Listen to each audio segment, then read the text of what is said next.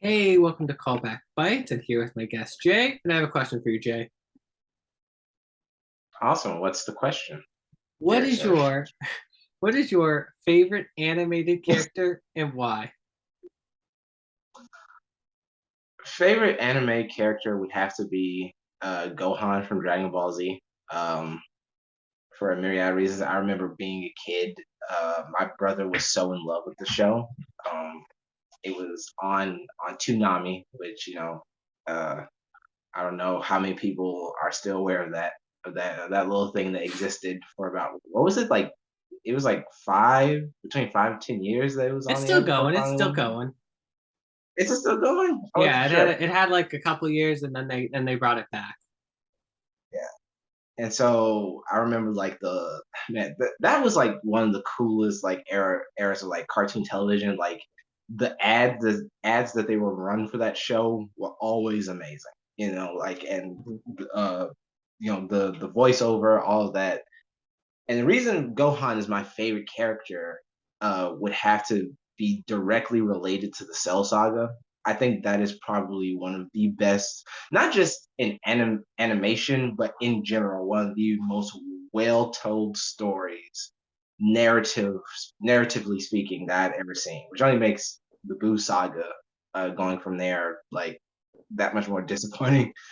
Um, because like Dragon Ball has started off like the original series was like this like very simple like magic story about this kid who had tail and he was like silly and like he had no social skills whatsoever in terms of operating in normal society.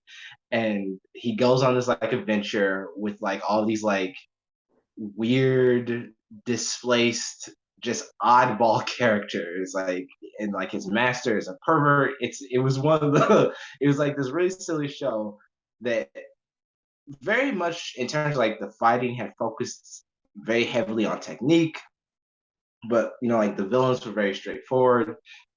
Very much a story about good and evil. And then you dovetail like I once actually heard people say that like you really can't do magic and alien stuff together, right? Mhm. And Dragon Ball Z comes in and does a fantastic job of marrying the two.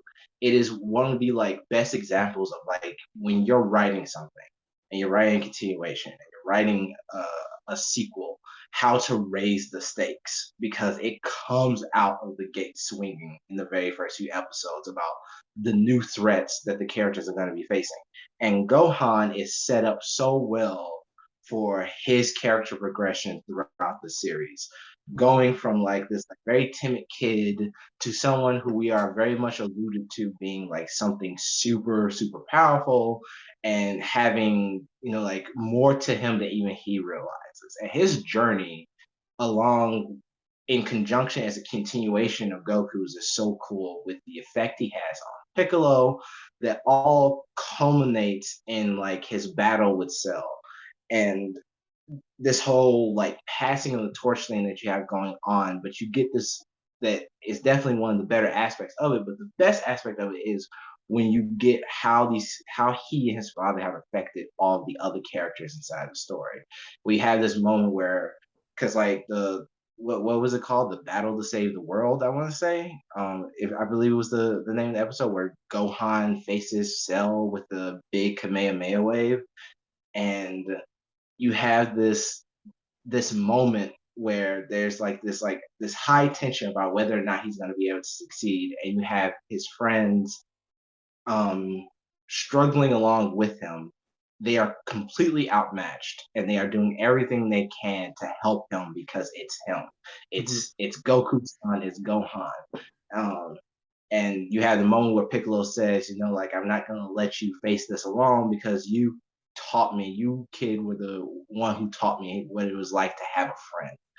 And Gohan's journey is just, it's one, I just think it's like one of the coolest ones inside anime. It's just a written arc Mhm. that, very much, especially when you like notice the differences, the nuanced differences between him and Goku, but also where they are the same. Um, and how far he pushes himself in order to achieve what he has to in order to get to that next level.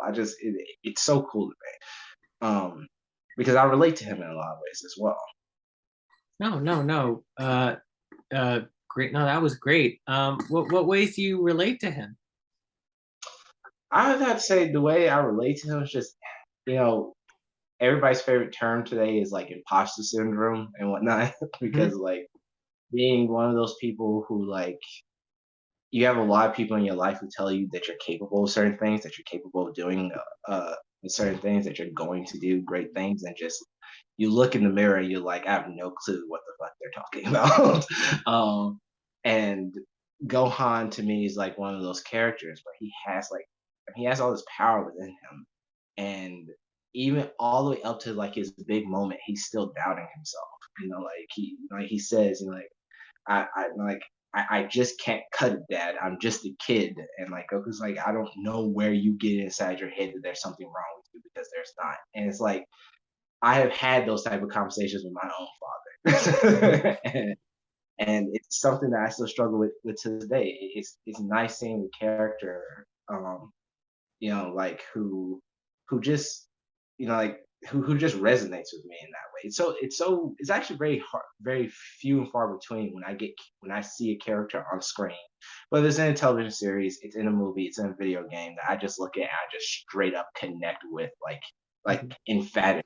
Like that person, like I can see a bit of myself inside of them. No, It's no. part of the reason I really dislike like cardboard cutout like lead characters who you are meant to just self-insert with. Hmm. Because to me, I would rather have a character who differs from me in some aspects that I can relate to rather than have somebody that I can just pretend to be. Gotcha, gotcha. No, that was a great answer. No, that was very, very well in depth. Very cool. No, no. Thank you, Jaybird. And this has been another Callback Bites.